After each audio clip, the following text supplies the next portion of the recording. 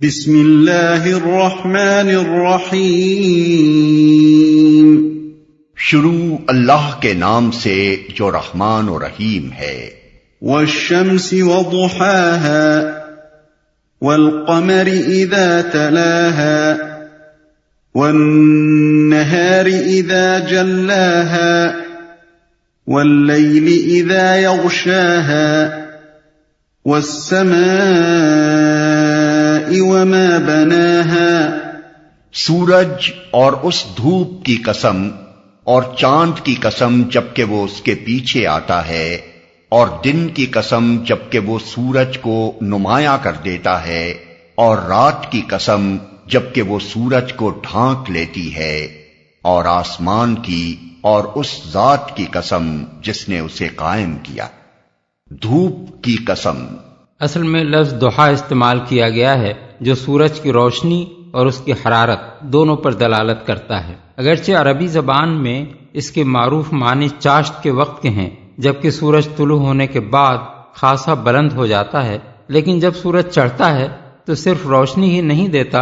بلکہ گرمی بھی دیتا ہے۔ اس لیے ضحیٰ کا لفظ جب سورج کی طرف منسوب ہو تو اس کا پورا مفہوم اس کی روشنی یا اس کی بدولت نکلنے والے دن کے بجائے اس کی دھوپ ہی سے زیادہ صحیح طور پر ادا ہوتا ہے۔ ڈھانک لیتی ہے یعنی رات کی آمد پر سورج چھپ جاتا ہے اور اس کی روشنی رات بھر غائب رہتی ہے۔ اس کیفیت کو یوں بیان کیا گیا ہے کہ رات سورج کو ڈھانک لیتی ہے، کیونکہ رات کی اصل حقیقت سورج کا افق سے نیچے اتر جانا ہے، جس کی وجہ سے اس کی روشنی زمین کے اس حصے تک نہیں پہنچ سکتی جہاں رات طاری ہو گئی ہو۔ اسے قائم کیا یعنی چھت کی طرح اسے زمین پر اٹھا کھڑا کیا۔ اس آیت اور اس کے بعد کی دو آیتوں میں ماں کا لفظ استعمال ہوا ہے، یعنی ماں بناہا اور ماں طحاہا اور ماں سواہا۔ اس لفظ ماں کو مفسرین کے گروہ نے مصدری معنوں میں لیا ہے، اور وہ ان آیتوں کا مطلب یہ بیان کرتے ہیں کہ آسمان اور اس کے قائم کیے جانے کی قسم، زمین اور اس کے بچھائے جانے کی قسم، اور نفس اور اس کے ہموار کیے جانے کی قسم۔ لیکن یہ معنی اس لیے درست نہیں ہے کہ ان تین فقروں کے بعد یہ فقرہ کہ پھر اس کی بدی اور اس کی پرہیزگاری اس پر الہام کر دی، اس سلسلہ کلام کے ساتھ ٹھیک نہیں بیٹھتا۔ دوسرے مفسرین نے یہاں ماں کو من یا الذی کے معنی میں لیا ہے، اور وہ ان فقروں کا مطلب یہ لیتے ہیں کہ جس نے آسمان کو قائم کیا، جس نے زمین کو بچھایا اور جس نے نفس کو ہموار کیا۔ یہی دوسرا مطلب ہمارے نزدیک صحیح ہے، اور اس پر یہ اعتراض نہیں ہو سکتا کہ ماں عربی زبان میں بے جان اشیاء اور بے عقل مخلوقات کے لیے استعمال ہوتا ہے۔ خود قرآن میں اس کی بکثرت مثالیں موجود ہیں کہ ماں کو من کے معنی میں استعمال کیا گیا ہے۔ مثلا ولا انتم عابدون ما اعبد، یعنی اور نہ تم اس کی عبادت کرنے والے ہو جس کی میں عبادت کرتا ہوں۔ فانکحوا ما طاب لکم من النساء، یعنی پس عورتوں میں سے جو تمہیں پسند آئیں ان سے نکاح کر لو۔ ولا تنکحوا ما نکح آباؤکم من النساء، یعنی اور جن عورتوں سے تمہارے باپوں نے نکاح کیا ہو ان سے نکاح نہ کرو۔ والارض وما طحاها ونفس وما سواها فألهمها فجورها وتقواها قد أفلح من زكاها وقد خاب من دساها۔ اور زمین کی اور اس ذات کی قسم جس نے اسے بچھایا، اور نفس انسانی کی اور اس ذات کی قسم جس نے اسے ہموار کیا، پھر اس کی بدی اور اس کی پرہیزگاری اس پر الہام کر دی۔ یقیناً فلاح پا گیا وہ جس نے نفس کا تزکیہ کیا، اور نامراد ہوا وہ جس نے اس کو دبا دیا، جس نے اسے ہموار کیا۔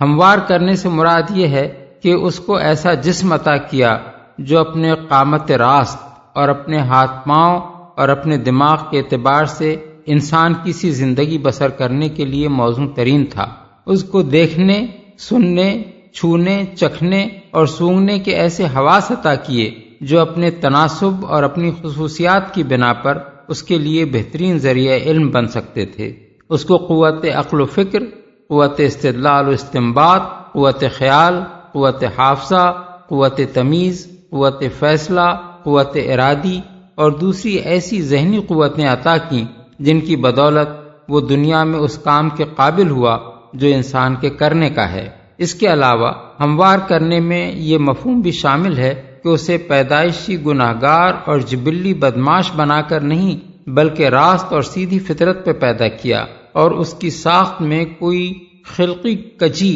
نہیں رکھ دی کہ وہ سیدھی راہ اختیار کرنا چاہے بھی تو نہ کر سکے۔ یہی بات ہے جسے سورہ روم میں بئیں الفاظ بیان کیا گیا ہے کہ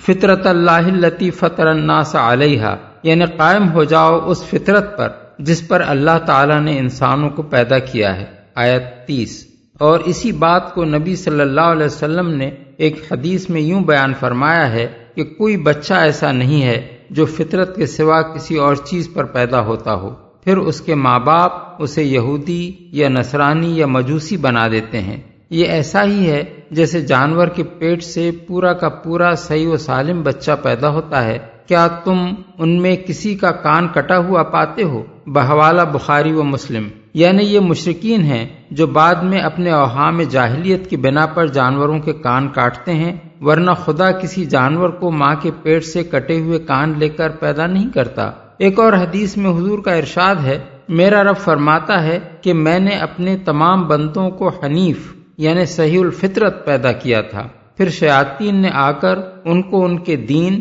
یعنی ان کے فطری دین سے گمراہ کر دیا اور ان پر وہ چیزیں حرام کر دیں جو میں نے ان کے لیے حلال کی تھیں، اور ان کو حکم دیا کہ میرے ساتھ ان کو شریک کریں جن کے شریک ہونے پر میں نے کوئی دلیل نازل نہیں کی۔ بحوالہ مسند احمد۔ مسلم نے بھی اس سے ملتے جلتے الفاظ میں حضور کا یہ ارشاد نقل کیا ہے، الہام کر دی۔ الہام کا لفظ لہم سے ہے جس کے معنی نگلنے کے ہیں۔ لہم الشیء والتہمہ کے معنی ہے فلاں شخص نے اس چیز کو نگل لیا، اور الہمتہ الشیء کے معنی ہے میں نے فلاں چیز اس کو نگلوا دی یا اس کے حلق میں اتار دی۔ اسی بنیادی مفہوم کے لحاظ سے الہام کا لفظ اصطلاحاً اللہ تعالیٰ کی طرف سے کسی تصور یا کسی خیال کو غیر شعوری طور پر بندے کے دل و دماغ میں اتار دینے کے لیے استعمال ہوتا ہے۔ نفس انسانی پر اس کی بدی اور اس کی نیکیوں پر پرہیزگاری الہام کر دینے کے دو مطلب ہیں۔ ایک یہ کہ اس کے اندر خالق نے نیکی اور بدی دونوں کے رجحانات و میلانات رکھ دیے ہیں، اور یہ وہ چیز ہے جس کو ہر شخص اپنے اندر محسوس کرتا ہے۔ دوسرا مطلب یہ ہے کہ ہر انسان کے لاشعور میں اللہ تعالیٰ نے یہ تصورات ودیت کر دیے ہیں کہ اخلاق میں کوئی چیز بھلائی ہے اور کوئی چیز برائی، اچھے اخلاق و اعمال اور برے اخلاق و اعمال یکساں نہیں ہیں، فجور یعنی بد کرداری ایک قبیح چیز ہے اور تقوی یعنی برائیوں سے اجتناب ایک اچھی چیز۔ یہ تصورات انسان کے لیے اجنبی نہیں ہیں بلکہ اس کی فطرت ان سے آشنا ہے، اور خالق نے برے اور بھلے کی تمیز پیدائشی طور پر اس کو عطا کر دی ہے۔ یہی بات سورہ بلد میں فرمائی گئی ہے کہ وَہَدَيْنَاهُ النَّجْدَيْنِ، یعنی اور ہم نے اس کو خیر و شر کے دونوں نمایاں راستے دکھا دیے، آیت 10۔ اسی کو سورہ دہر میں یوں بیان کیا گیا ہے، اِنَّا هَدَيْنَاهُ السَّبِيلَ إِمَّا شَاكِرًا وَإِمَّا كَفُورًا، ہم نے اس کو راستہ دکھا دیا خواہ شاکر بن کر رہے یا کافر، آیت 3۔ اور اسی بات کو سورہ قیامہ میں اس طرح بیان کیا گیا ہے کہ انسان کے اندر ایک نفس لوامہ یعنی ضمیر موجود ہے جو برائی کرنے پر اسے ملامت کرتا ہے، آیت 2۔ اور ہر انسان خواہ کتنی ہی معذرتیں پیش کرے مگر وہ اپنے آپ کو خوب جانتا ہے کہ وہ کیا ہے، آیات 14 اور 15۔ اس جگہ یہ بات بھی اچھی طرح سمجھ لینی چاہیے کہ فطری الہام اللہ تعالیٰ نے ہر مخلوق پر اس کی حیثیت اور نوعیت کے لحاظ سے کیا ہے، جیسے کہ سورہ طٰہٰ میں ارشاد ہوا ہے کہ الذی اعطی کل شیء خلقہ ثم ہدی، یعنی جس نے ہر چیز کو اس کی ساخت عطا کی پھر راہ دکھائی، آیت 50۔ مثلا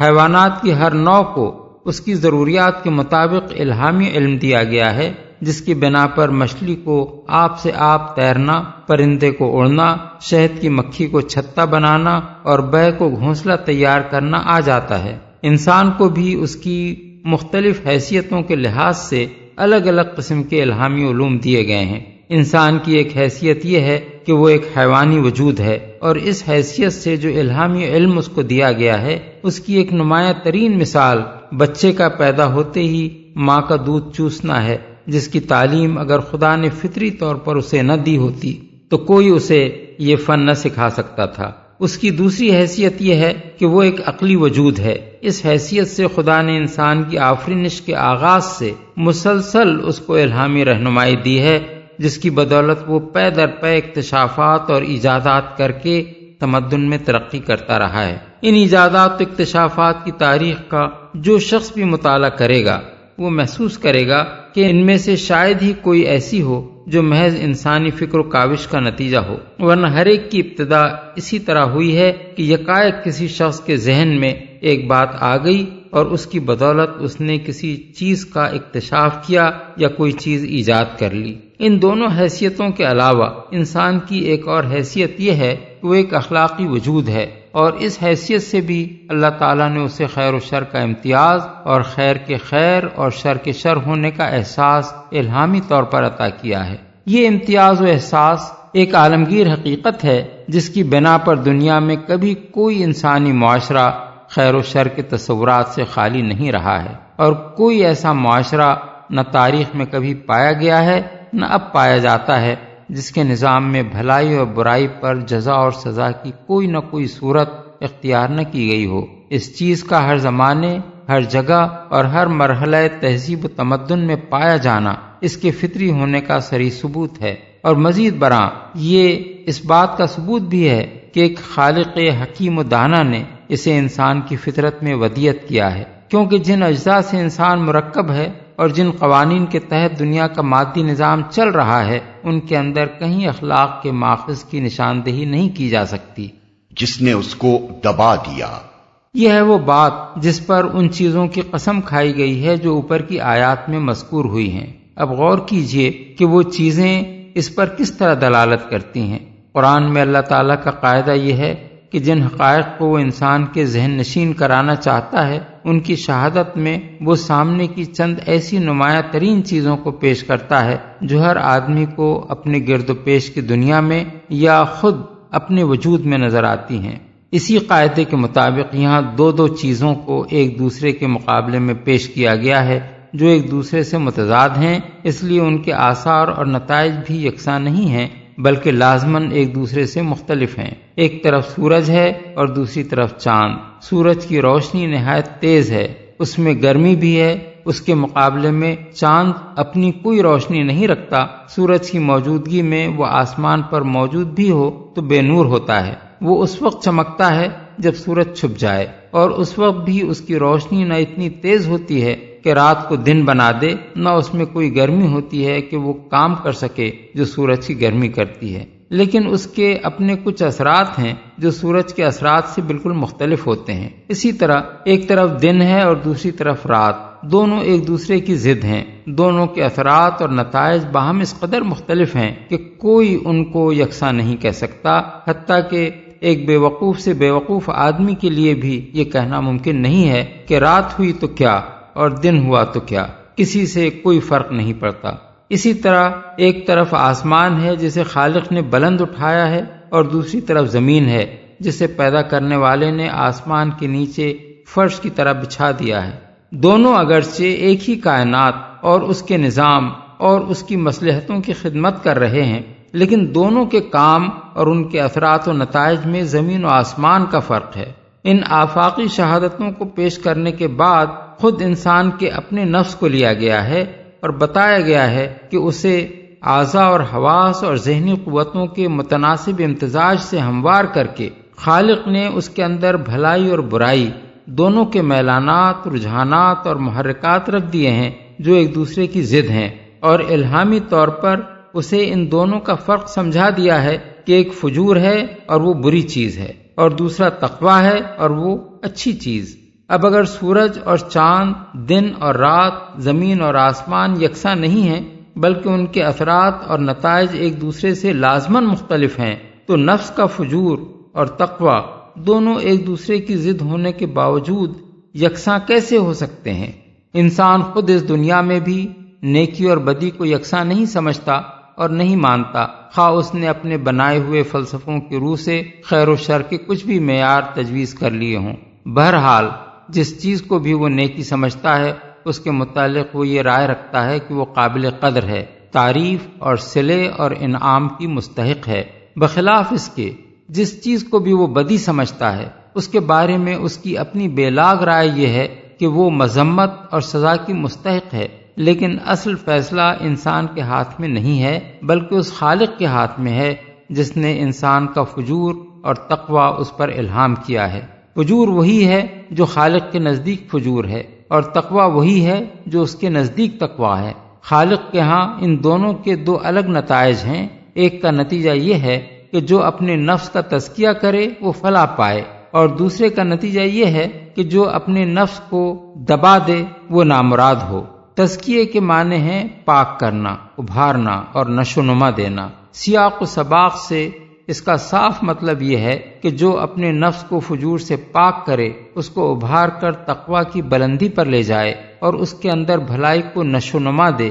وہ فلاح پائے گا۔ اس کے مقابلے میں دساہا کا لفظ استعمال کیا گیا ہے جس کا مصدر تصدیہ ہے۔ تصدیہ کے معنی دبانے، چھپانے، اغوا کرنے اور گمراہ کر دینے کے ہیں۔ سیاق و سباق سے اس کا مطلب بھی واضح ہو جاتا ہے کہ وہ شخص نامراد ہوگا جو اپنے نفس کے اندر پائے جانے والے نیکی کے رجحانات کو ابھارنے اور نشو و نما دینے کے بجائے ان کو دبا دے، اس کو بہکا کر برائی کے رجحانات کی طرف لے جائے اور فجور کو اس پر اتنا غالب کر دے کہ تقوی اس کے نیچے اس طرح چھپ کر رہ جائے جیسے ایک لاش قبر پر مٹی ڈال دینے کے بعد چھپ جاتی ہے۔ بعض مفسرین نے اس آیت کے معنی یہ بیان کیے ہیں کہ قد افلح من زکی اللہ نفسہ وقد خاب من دس اللہ نفسہ،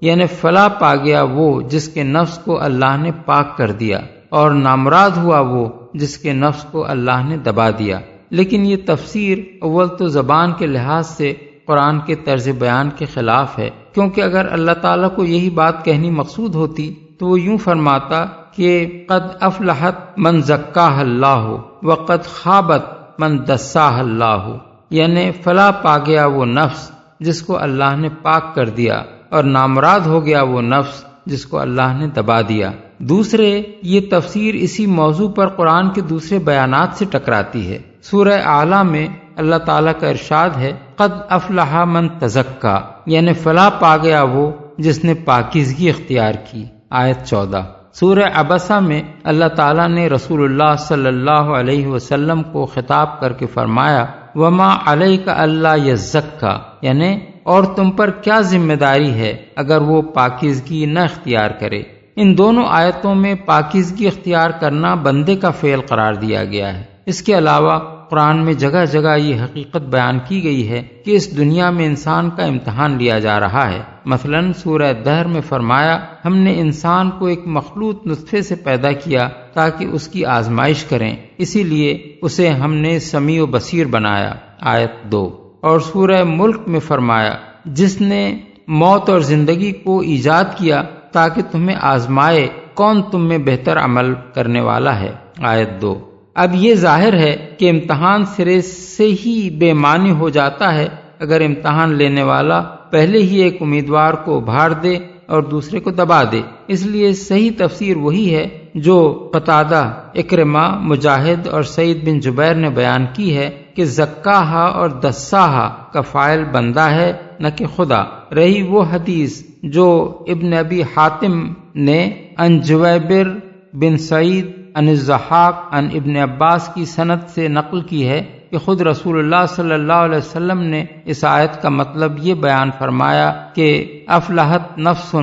زکاہ اللہ عز وجل، یعنی فلاح پا گیا وہ نفس جس کو اللہ عز وجل نے پاک کر دیا۔ تو یہ ارشاد در حقیقت حضور سے ثابت نہیں ہے کیونکہ اس کی سند میں جویبر متروک الحدیث ہے اور ابن عباس سے ضحاک کی ملاقات نہیں ہوئی ہے۔ البتہ وہ حدیث صحیح ہے جو امام احمد مسلم، نسائی اور ابن ابی شیبہ نے حضرت زید بن ارقم سے روایت کی ہے کہ حضور یہ دعا مانگا کرتے تھے کہ اللہم آت نفسی تقواہا وزکھا انت خیر من زکاہا انت ولیہا و مولاہا، یعنی خدایا میرے نفس کو اس کا تقوی عطا کر اور اس کو پاکیزہ کر، تو ہی وہ بہتر ہستی ہے جو اس کو پاکیزہ کرے، تو ہی اس کا سرپرست اور مولا ہے۔ اسی سے ملتے جلتے الفاظ میں حضور کی یہ دعا حضرت عبداللہ بن عباس سے طبرانی، ابن مردویہ اور ابن المنذر نے اور حضرت عائشہ سے امام احمد نے نقل کی ہے۔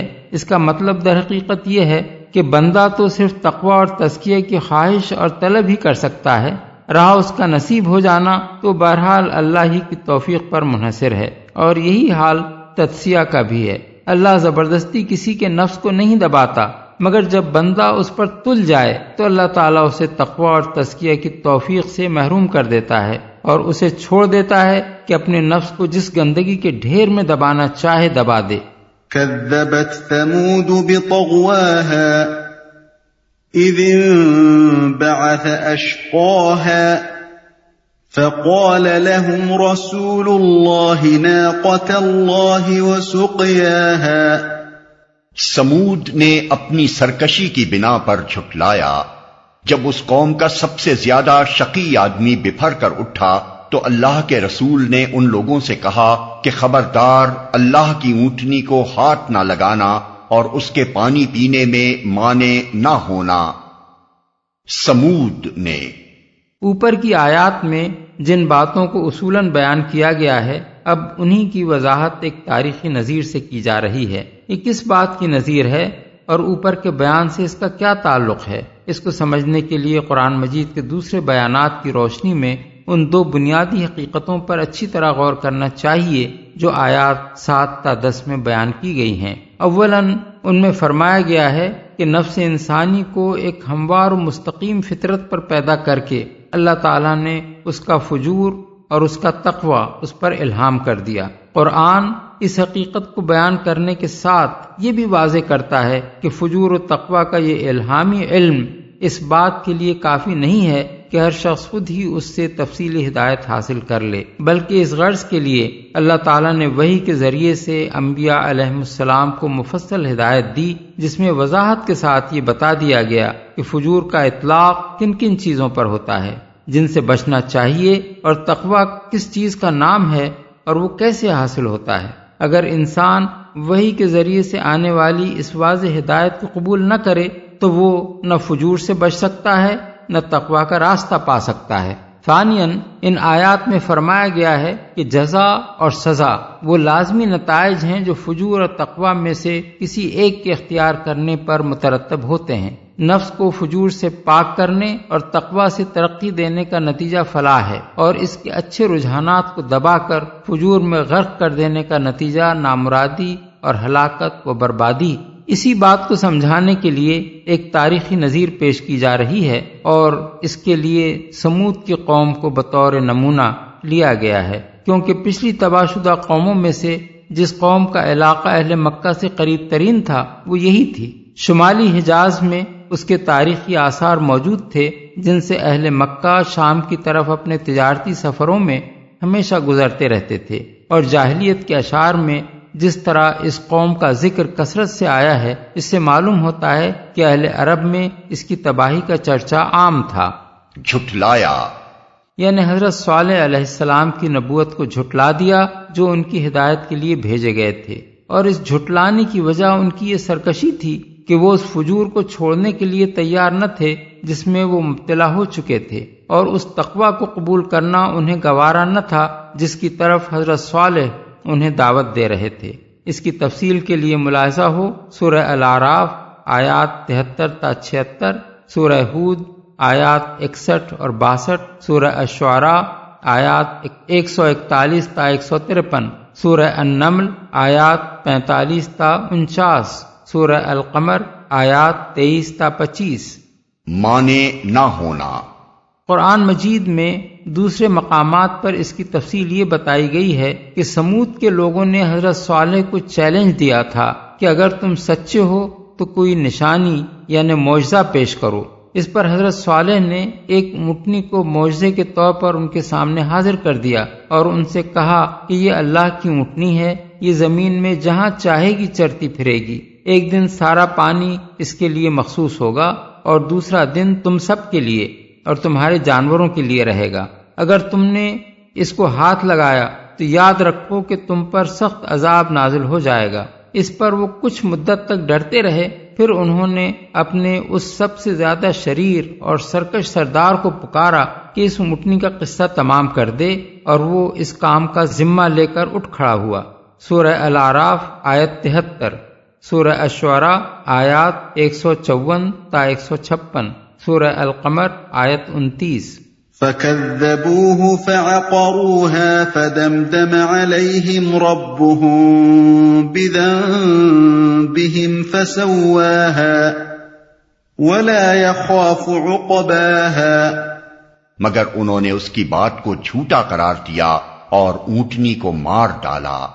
آخر کار ان کے گناہ کی پاداش میں ان کے رب نے ان پر ایسی آفت توڑی کہ ایک ساتھ سب کو پیوند خاک کر دیا، اور اسے اپنے اس فعل کے کسی برے نتیجے کا کوئی خوف نہیں ہے۔ اونٹنی کو مار ڈالا۔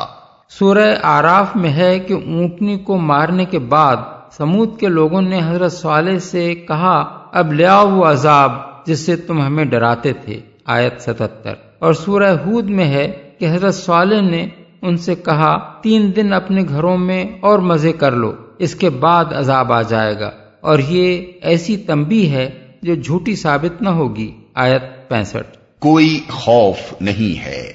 یعنی اللہ دنیا کے بادشاہوں اور یہاں کی حکومتوں کے فرما رواؤں کی طرح نہیں ہے کہ وہ کسی قوم کے خلاف کوئی قدم اٹھانے کے وقت یہ سوچنے پر مجبور ہوتے ہیں کہ اس اقدام کے نتائج کیا ہوں گے۔ اس کا اقتدار سب سے بالاتر ہے، اسے اس امر کا کوئی اندیشہ نہیں تھا کہ سمود کی حامی کوئی ایسی طاقت ہے جو اس سے بدلہ لینے کے لیے آئے گی۔